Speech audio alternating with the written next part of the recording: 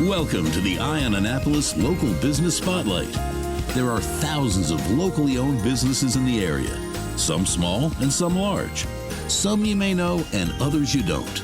But one thing they all have in common is a great story, and we want to share it with you.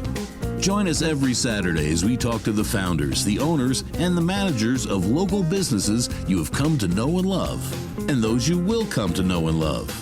Now here's your host, John Freeland, with this week's Local Business Spotlight. Well, we are not up in Crofton right now, but we are talking with the Crofton Bike Doctor. We're here at Rise Up Coffee in Arnold because it was actually a little bit more convenient place to meet for everybody, I think. But we're here with Ernest Freeland, who is the owner of the Crofton Bike Doctor. And thanks very much for coming out to meet me. Thanks for having me. I'm really excited to talk to you, and I appreciate it. And you're celebrating like 22 years in business now. Yeah, I think it's about that. Congratulations. Most places don't make it beyond 5. Yeah, I know. The stats are pretty bad for small businesses to get to 5. You know, it's funny, and I moved down here back in, I guess it was 96, and I briefly moved to Annapolis because, and then my ex-wife had our third child, and the house immediately shrunk. And we moved up to Odenton, up at the Miney Orchard, and ever since I've been here since 96, there has been a Bike Doctor. Tell me about Bike Doctor. So Bike Doctor started in 1988 by Steve Ruck, and he started in the Arnold location. And then I came to work. That's the one right up on Ritchie Highway? Yeah, right in Ritchie Highway. He's in the same shopping center for the last 35 years or so now. And then he added some other stores, and Odenton, which was originally my location, was the first store that he kind of tested as a franchise. Some of our former customers from Arnold, Mark and Julie Tollett, were really interested in the beginning of the business. So that was kind of the pilot store in Odenton. And then there's also Annapolis, Kent Island, Frederick, and Bel Air. And there was a Waldorf location for a few years ago. Oh, wow. I didn't realize it was quite that big. Yep. So there's six of us now. 4 of them are owned by Steve, and then myself at Crofton, and then a gentleman named Paul at Kent Island. And then I'm assuming that you all work with one another when it makes sense. Yeah. I mean, if you need a bike and they don't have it, you can just swap inventory, I guess, or. Yeah, I mean, each store has its own kind of unique feeling and kind of its own unique specialty, but we do talk to each other. We do trade inventory. It's also good to reach out and see how business is going and kind of get that, hey, what's working for you, what's not working for you, you know. You know, that's so important when you look at that. When you could rely, I was just talking to somebody that was, I think it was on Facebook. They said that, hey, I've been doing this thing at home, and I'm going to open up a retail store. And I've done my investigation and stuff like this. And my advice was, look, before you do that, first of all, have twice the amount of money that you think you need. But I would look to, and I didn't know what the product was. It sounded more like a crafty art type of a product.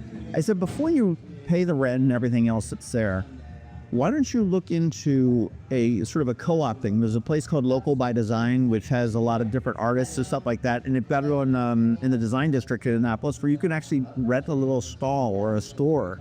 I said, you're sharing the rent, but I said, you've got the access to everybody else that's there that's selling the same type of goods. What's working for you? What's not? Give me your best practices. And then once you get established, see that there's a demand for it and everything else, then jump off that cliff.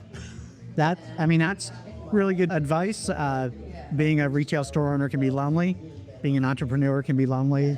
But there's an adage in the bike industry, how to make $1 million in the bike industry. Start with 2. So retail is an ever-changing environment these days. It's changing a lot faster than people really realize and want to admit. So, well, how did you get involved with biking and end up here as the owner of Crofton Bike Doctor? So that's kind of a funny story. I grew up riding bikes, of course. I did bike camps as a kid and really enjoyed it. But my primary passion was sailing. I grew up sailing on the Chesapeake Bay, did a lot of racing. And so my first job in retail was working at a store called Chesapeake Marine Supply, which was actually a couple doors down from the bike shop in Arnold. And so I started working there And I was also buying bikes from the store a couple doors down. I bought a mountain bike when mountain biking was taking on, and I bought a Pinarello road bike back in the day. And I really enjoyed working retail. And of course, being right next door, I got to know Steve and his team.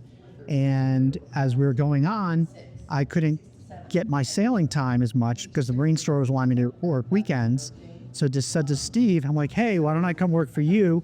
And I'll work the days that you need off so you can have off and I can have off of my sailing. So I moved from the marine supply industry 2 or 3 doors down to the bike industry.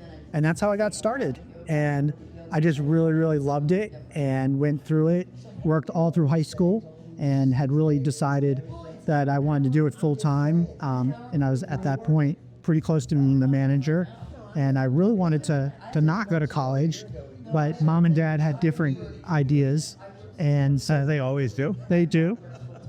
So I kind of did an end around, and I quickly learned that, hey, I could go literally right down the street from my job to the community college, and then I could transfer into a state university as a junior with a 0.0 GPA back then with all your credits. So I went to work for, kept working for Steve. I went to school pretty much full time at the community college, and then I transferred to Maryland, and I lived in Annapolis and commuted to Maryland, and then worked a pretty full-time schedule for Steve, and then graduated from Maryland with a business degree, and then went to work immediately as his store manager full-time still. And I did that for a couple years and kept trying to buy stores, and or open stores, and it wasn't working out. So I got out for a little while, did the computer gig, government sales for computer stuff, and did that for a number of years. And then the Odenton store came up for sale from one of my old employees that I'd hired and trained when I worked in Arnold. Oh, funny. And we had talked about a partnership, and that kind of fell apart. And then about a year later, he came back and said, hey, I just want to get out. So I ended up buying the Crofton location, which is in the village of Wall Chapel. It had moved there in 2002. And then I bought it in December of 2003. And here we are 21, 22 years later almost. Well, the village of Whitechapel, for those that have been around for a while, is sort of the OG up in Gambrills, Crofton, Odenton area, which is that whole area is sometimes, on one side of the street you're Gambrills, the other side you're Odenton, the other side you're Crofton. I think on the fourth corner, I think they even call it Crownsville. Yeah, so it's kind of funny. I get flack for it. So when I bought the store, they had called it Crofton. We technically have a Gambrills mailing address. Right. But I'm like, look, Crofton is like right there on the other side of the street. And let's face it, people know the word Crofton a lot more than they do Gambrills. Sure. And the other funny thing about the village of Wall Chapel is I remember riding my bike down Wall Chapel Road, and it was a farm field. That all that was left was the 7-Eleven on the corner, was the only thing there. And that was kind of a long landmark. There was, We have the car place on the south corner. Yeah, exactly. And that was it. And it was, I regularly have customers come in and go, man, I used to ride my motorcycle in these fields, back in the day. And now it's this huge retail development conglomerate. Well, it really is. It's like I say, it's COG though, but it's the most northern one on Route 3. It's the first one. It's at Route 3 and Whitechapel Road. And then you go, a couple hundred yards down the road, then you've got the other villages and town centers and then everything else there. But this, with the like the Safeway supermarkets in there, I think there's a big gym out front. Yeah. No fast places, I don't think, out front, do you? There's Chick-fil-A, Burger King, Arby's, but of course the holy grail for most people is Robert Andrew Day Spa and Home Goods. It was the first Home Goods in Arundel County before it actually came to the next to the mall at Annapolis Plaza. So we always tell people, hey, we're next to Home Goods and Marshalls or next to, to Robert Andrew. Sure. And others, oh yeah, we know we are. And of course we have a Chick-fil-A in the shopping center too. But not on Sundays. Not on Sundays. Let's talk a little bit about the Crofton Bike Doctor. And the website is croftonbikedoctor.com. That makes it real easy. Yeah, it's long, but it's good, easy. You sell bikes. Absolutely. Basically. On what brands and deeds do you sell? So we primarily sell Trek and also Electra, which is a brand that Trek owns. but we're also a Haro dealer and a Mazzi dealer and a BMC dealer. But, the majority of our business is with the Trek family of products. Okay. And I mean, as far as, now I work with Annapolis Subaru, and they always yell at me when I call them used cars. Do you sell pre-owned bikes? We do sell used bikes. We actually have a certification process that we call Revive and Re-Ride, so that we go through, just like if you buy a certified Subaru, to use your reference, we go through a checklist and we do review them and get them out there. Make sure that they're safe and everything else as well. That's awesome. And I mean, do you get into buying bikes? And I know that some places will like buy back bikes if they're trading up, and if I guess trade-ins, I guess is really what it. So we have a really cool youth trade-in program for our kids' bikes, because we know that kids outgrow bikes. Like shoes. Yeah, like shoes or pants and everything else. And we really want kids to be riding good quality bikes, because we believe in the power of the bike and what it means to everybody. But we use a 3-year guideline, and then we trade them back in up to 40% of your purchase price for a new bike. But we also do other trade-ins for bikes, and we are doing more with used bikes. That's actually going to be a focus for us this year, because there's very few products left in this world that can be 10, 15, 20 years old, and they're still viable. We live in such a disposable society that bikes are one of the few things that you can walk into a shop and see someone working on something 10, 15, 20 years old. And we want to keep that stuff out of the landfill and get that, in the hands of people who can use them. Not talking about electric bikes at this point yet, but I mean, the technology behind bikes has not really changed much over hundreds of years. I mean, it's in the most basic sense, there's 2 wheels, a couple sprockets, a chain, and some pedals and a handlebars to turn the wheel. Very, very, very simply. I mean, obviously there's a little bit more with the different brakes. I mean, they've got disc brakes and you had brakes and everything else now, but there's not a whole lot to go wrong, or to wear out that's expensive. Correct. I mean, to fix. if you look at your cost per mile, it's really, really hard to beat it. Basic maintenance on a bike and keeping it up and going, its usage is limitless, and it's just a great, easy, healthy form of transportation, low impact. It can really address a lot of this country's problems with transportation, medical issues, overweight. The list goes on about the problems a bike can solve. What else do you guys operate Crofton Bike Doctor? I mean, I'm assuming all of the, you've got a probably big Lycra department, Yeah. or a spandex department, which I adamantly refuse to. Well, they make baggy shorts for people who still want the advantage of the clothing without the tight look. My staff will tell you that I'm addicted to clothing. I love it. So we carry a lot of it. We carry a lot more of it than those shops do, because I think it's a product that can really add to your riding. And it's one of those things that you need to kind of see it, feel it, and touch it, and try it on. I so miss, you talked about seeing and feeling and touching. Yes, shopping online can be convenient, but that's really where I focus on local businesses, because there's nothing like seeing, feeling, and touching the product there. Because I bought so much stuff online, and you get in and it's like, oh, it looked a lot different on my computer. It felt a lot different on my computer. And there's nothing that can replace that. So I'm very glad that you said that, it adds to the experience, and somebody can sit there and try it on and say, okay, this looks weird.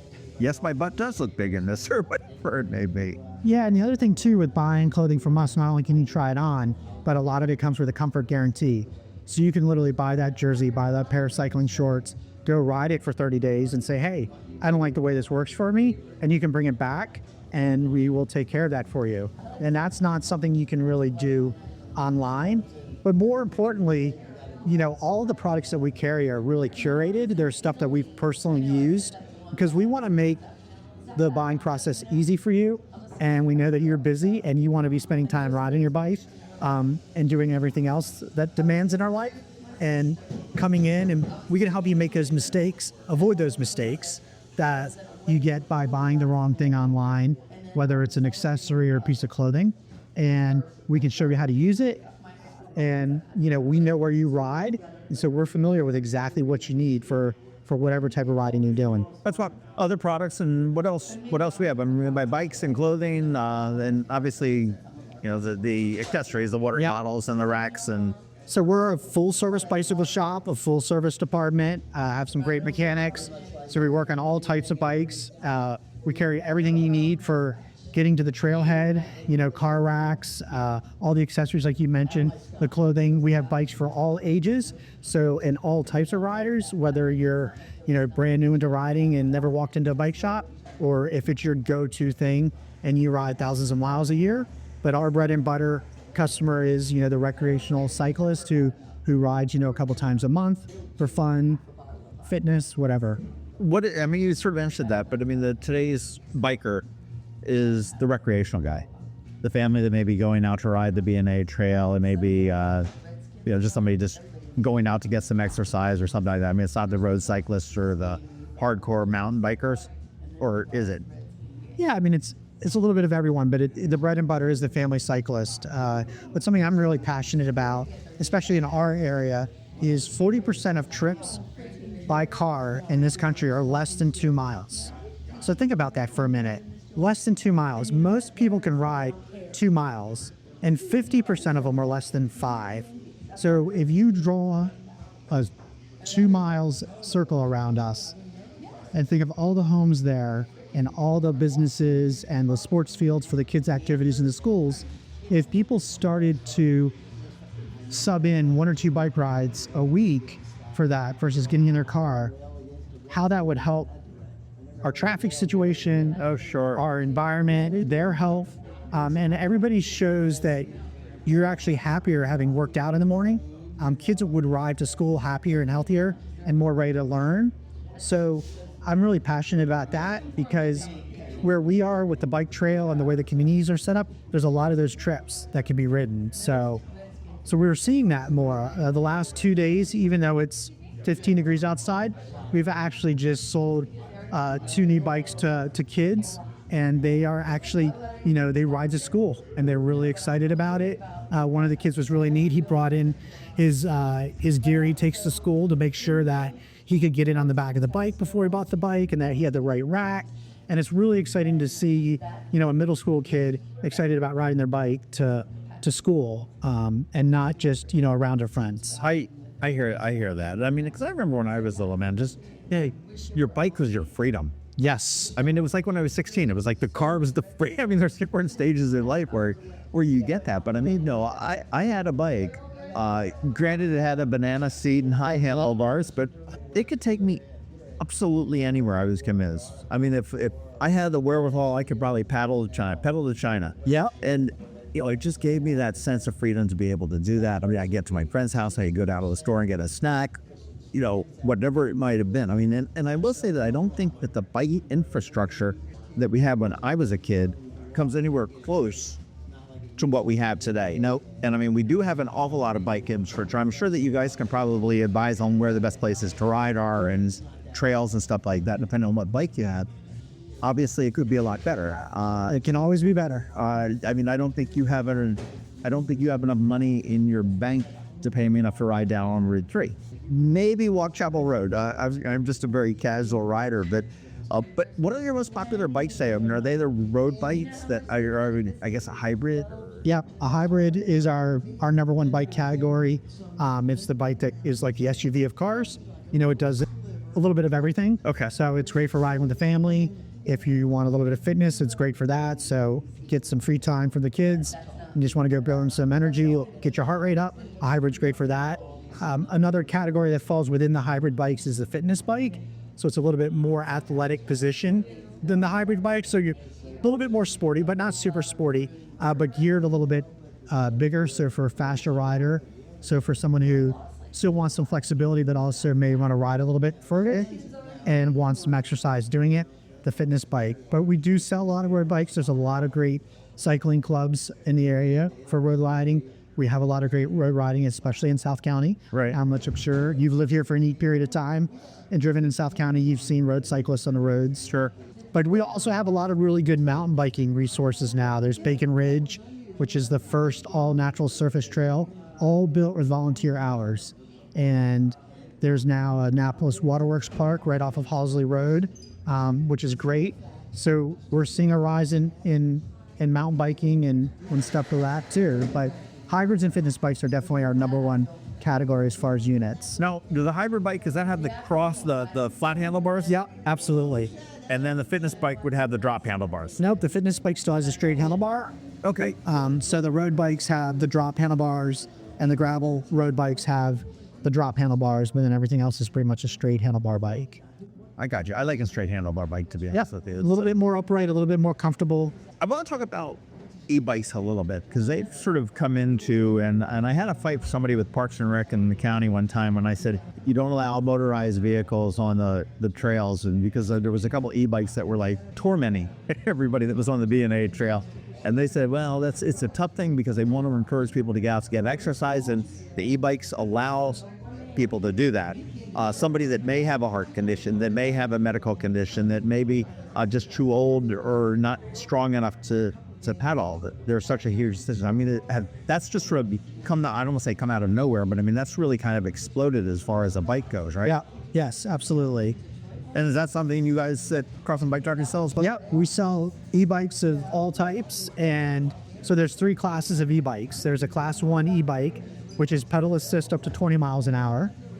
There's a class 2 e-bike, which is pedal assist up to 20 miles an hour with a throttle. So with a throttle means you don't have to be pedaling it. And there's a class 3 e-bike, which is pedal assist up to 28 miles an hour. So there are a lot of conversations going on in the parks and area and everything. But I think it's really important to note that, as long as a bike doesn't have a throttle and it has pedals, I think it's something that should be allowed on bike trails, because the studies show that people who actually own e-bikes are actually healthier and more in shape because they're more fun to ride, and they ride them more frequently, and they allow people to ride them further. Well, I will also say that my experience on the B&A trail, my own experience, I have been tormented by just kids on regular bicycles. Yes, it's hard to with people cruising down on 25 miles an hour down on an e-bike as well. So I mean, I think a lot of it has to do with just education and just being a polite rider. Right. It's about how you use the tool. We certainly have people who don't utilize their car as well as they could. I think it's a fair analogy that we allow cars that see the speed limits on the road, and people can choose how to operate there. And it's the same thing with a bike. You can be respectful and friendly on the bike trail with an e-bike, or you may not. I do the Lifeline 100. I've done this for probably 8 years now. Yeah, almost all of them. I have not done the 65 yet. I've done 30 and I've done 15, 30, and 40. And I remember the very first one, my first bike as an adult, and a friend of mine convinced me to do it. And he says, "Oh, it's 30 miles." And I'm like, "Are you kidding me?" I said, "That's just absolutely insane to think about." And he says, "Oh no," he says, you ride it, and you go get lunch. Start at 7, 8 in the morning, go get lunch. And I'm like, "Alex, you don't understand. Maybe dinner like on Wednesday." And I was absolutely amazed that I got out there, and when you get going, it doesn't take that long, and it's just such a wonderful experience when you can get out there, you can feel the wind. And again, my hesitancy to do 65, 400 has nothing to do with the riding, but everything to do with the roads that route takes you on. And I just, I trust myself more than I did when I first started riding as an adult. Today, I still don't trust the guy in the Honda that's going down Beskay Road. Well, riding with friends is always more fun, always more motivating. And the Lifeline's a great gym. I think we just finished 10 years with that being organized by Bike AAA. And I've worked the Crofton rest stop for all those years. Right. Which is why I haven't seen you, because that's only a 65 and the 100-mile route. I think the thing that a ride like Lifeline offers for those who want to ride longer distances is you're out on a day where there's a lot of other cyclists. And so I think it gives you a lot more road awareness from other road users, like the guy in the Honda that you mentioned. So I think maybe I would encourage you to try it, because you'll be out there with other people and more visual. But, road riding is concerning for some people. There are certain things you can do, like daytime running lights, to increase your visibility on the road. But it's a valid concern that a lot of people have. Well, the other one I like is the Tour de Talbot. Yes. And I do love riding out on the Eastern Shore. I have no problem throwing my bike on the back of the car with my girlfriends and going right on the Eastern Shore, thanks to their wide shoulders and mostly more polite drivers, I think. Every now and then you get this like pickup truck that, you know, the size of torment a biker, but that's those two we do every year, and it's always good. And they're all over. You got the Seagull 100, which down in Salisbury, in Ocean City. There's plenty of them, and there's plenty of opportunities to get out. And I don't want to, keep hyping the B&A trail, but I mean that's just such a gem to be able to, park in a safe park and ride down in south of Arnold, be able to do 13 and a half miles. Okay, let's say 30 miles round trip. Right? Yeah, so it's 13 and a half miles on the B&A trail from the parking lot by Atria, or Manresa, as I always call it. Up to the airport? Up to the airport, and then it's a 10 and a half mile loop around the airport. Right, and that hill sucks. But, the B&A trail is built on the old rail bed, so there's no more than a 2% grade, and it's also part of the East Coast Greenway Trail. Right.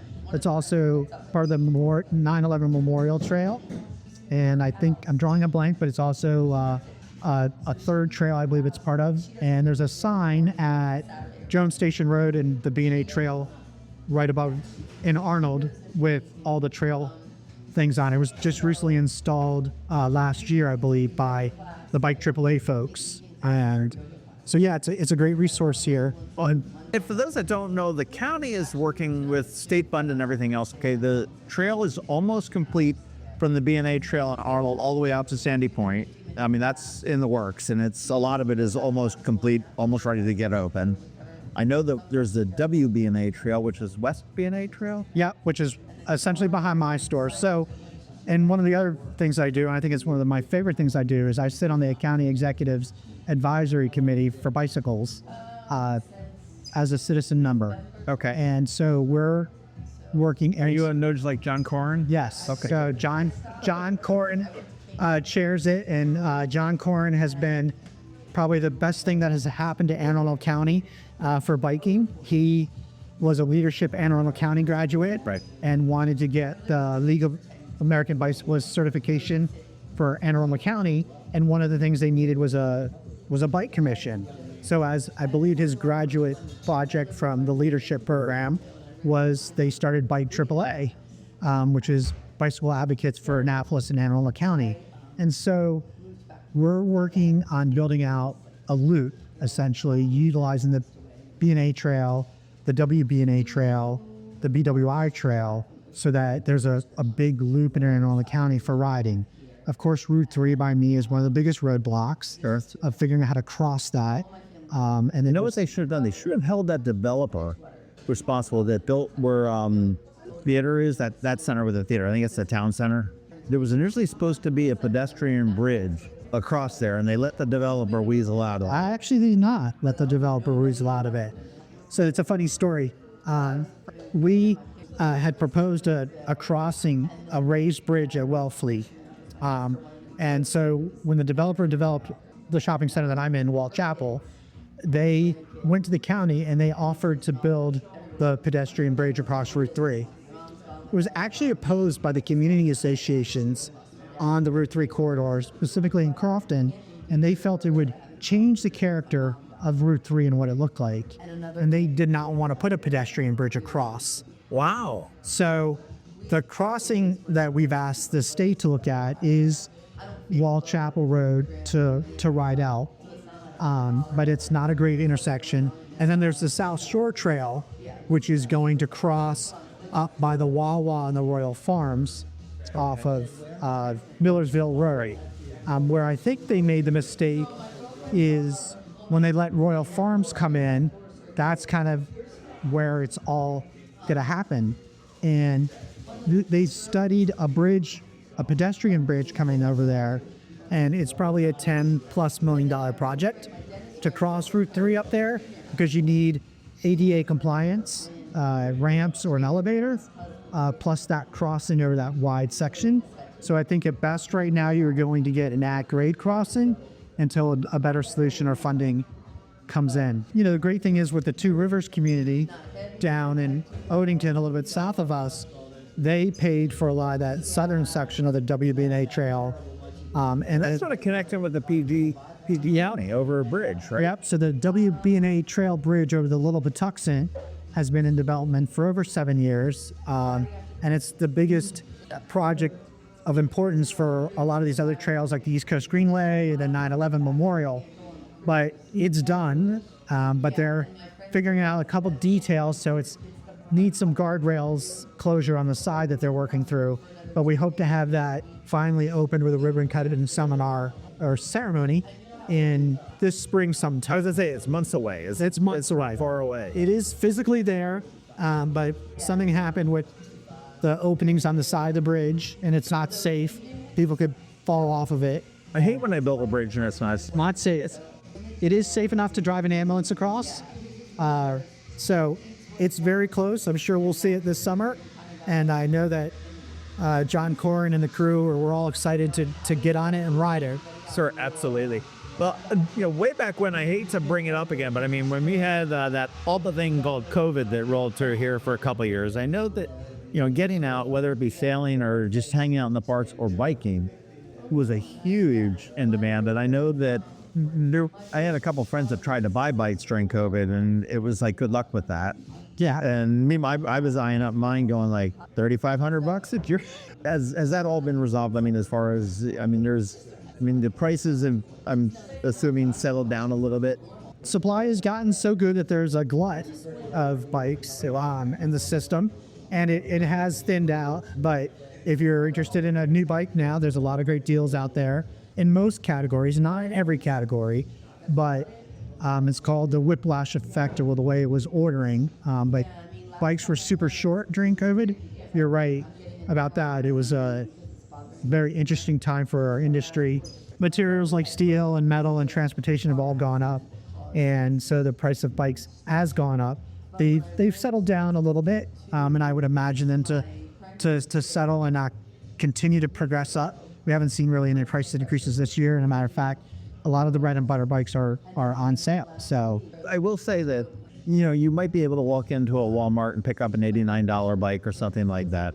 I would never recommend anybody to walk into a Walmart, or B, to pick up an $89 bike. For any number of different reasons. I do remember when I got my first bike as an adult, I do have to separate my childhood versus my adulthood on this. And I remember walking into the store, and there was a bike that was like $2,300, and I'm looking at the tags, and I'm like going, ooh, things have changed since I was a kid. And I nearly walked out, and somebody said, well, can I help you with it? I said, yeah. I said, I was looking for a bike, but I really don't. This is not me. And they said, oh, well, here, come into. They didn't say it, but come into our cheap biker. Oh, but it was. But there are bikes for everybody. there are bikes for everybody. And I mean, there's no way I paid $2,300. I think I paid 10 years ago $400 for it or something like that. And I mean, I don't know your business, but I would think that, for $400 or $500 or $600, you get a very good bike that's going to last you a long time. Is that fair? Yeah, I mean, I think an adult bike nowadays is going to start, closer to that $550, $600 range, but it's going to come fully assembled and ready to ride. So there's no assembly needed. It's going to be safe. We're going to show you how to ride it. It's going to come with Bike Doctor care. So we're going to take care of all your adjustments for that break-in period for the first year, and then continued support for, safety inspections, tire inflations. And we're going to go on your journey of cycling to make sure that you're riding the right bike, how to use it, and it works for you and it's safe. So yeah, it's another one of those things where we talked about clothing where you can see it, feel it, touch it. You really want to get on a bike and go for a test ride and make sure that it fits you and it's comfortable for you. The seat's comfortable. You're in an upright position if you need to be for any reason or whatever position you need. And as I tell people, I can take that $5,000 bike and I can take a $500 bike and I can send you on a test ride with both of them, and I can make you think that $5,000 bike is the cheaper of the two because you're not comfortable on it. And so the sizing and the fitting of the bike is really important to riding and enjoying cycle on. What type of biking do you do? So I do, I have one of everything pretty much. It's kind of the benefit. You own the street. You've probably got 100 of everything. I mean, well, yeah, when someone says how many bikes do you own, I sometimes look around the store and I'm like, here you go. I I love to road ride, but actually my favorite riding is with my wife on bike trails. It's something that we do together. She has an e-bike, which allows her, as she will tell you, it's the only time she doesn't feel as a disabled person because she had some stuff that had prevented her from riding bikes. So we like to go ride anywhere from 10 to 15 miles on the local bike trails, or we'll even drive and explore up, like St. Michael's, Talbot County. We love that. And she'll sometimes ride up to 25 miles. And there's so many great places to ride. I tell people, if you're willing to travel a little bit, I can keep you riding in a different place every weekend for over a year. Where's your favorite place to ride? I really like St. Michael's. I'd like that, that's flat, which is great for my wife and I, the wide shoulders that you mentioned. One of my favorite rides is the Oxford St. Michael's Loop. Yep. I recommend starting at St. Michael's, and then you ride out to the Easton Bypass for that block or so and back into Oxford. And then when it's open, take the Bellevue Ferry with your bike back into St. Michael's. And that's a loop. It's about 25 miles. And then make a second day of it and ride down to Tillman Island. We've done that. It's flat. It's an out and back. But there's some great restaurants there at the Narrows. You can get your bowl of crab soup, watch the boats going through the Narrows. And I tell people it's a great weekend for couples. Go and take advantage of one of the B&Bs down there with your bikes and ride one of the loops on Saturday or even Friday and the one on Sunday morning. What was someone listening be surprised about Crofton Bike Doctor? That they don't know that we didn't talk about. I mean, I want to be welcoming to cyclists of all ages, skill levels, types, and shapes. And we hear that a lot, that we're a super welcoming, friendly bike shop. There has been the stigma in the past where someone walks into a bike shop and, hey, you're not interested in that $2,300 bike. You may not get the service that you deserve. But we really just want to see people ride bikes and enjoy bikes, no matter where you are in your cycling journey. Anybody who rides a bike, in our opinion, is a cyclist, whether it's 2 or 3 miles at a time or longer. I mean, I have a couple customers that rode 15,000 miles this year. That's more than I drove. That's more than I drove my car. But that is the rare outlier for our customers. Most of our customers ride a couple times a month or maybe a couple times a year. And we just want to be that welcoming, friendly place that needs advice of all the great places to ride their bikes and help them avoid mistakes and just have a great time and a sport that I love. Well, it sounds like Crofton Bike Doctor is here for you, whether you're looking to educate yourself on biking, purchase for biking, outfit yourself for biking, but you've got some great suggestions as to where to go biking. And I think that's obviously constantly growing. Obviously a very customer-centric business, locally owned. I mean, obviously you've been here, for, what would you say, 22 years that you've been, 22, 23 on your own. And then, prior to that. Yeah. We want to be the community hub for cycling in Arundel County. And, our website's a great resource for learning where to ride. We have a lot of rides in our adventure center that you can check out. And then if you have questions about what you're looking for, come in. We're happy to advise you based on how far you want to ride and how long you want to ride, of where to go. And then we always have we're working on getting it updated right now.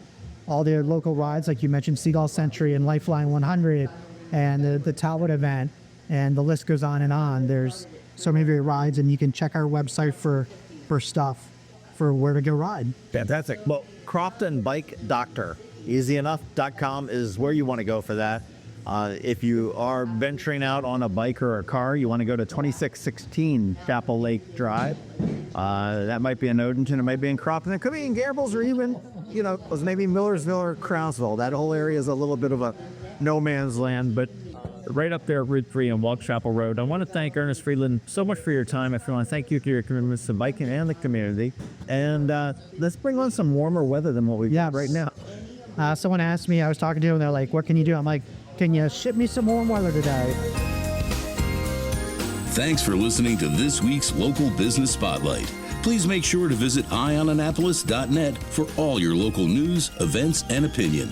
And in case you haven't already, Please subscribe to the Eye on Annapolis Daily News Brief, where we bring you all the day's local news direct to your phone, tablet, or computer in about 10 minutes. It comes to you at 6 a.m. every Monday through Friday, and you can subscribe on Apple Podcasts, Google Podcasts, or wherever you get your podcasts.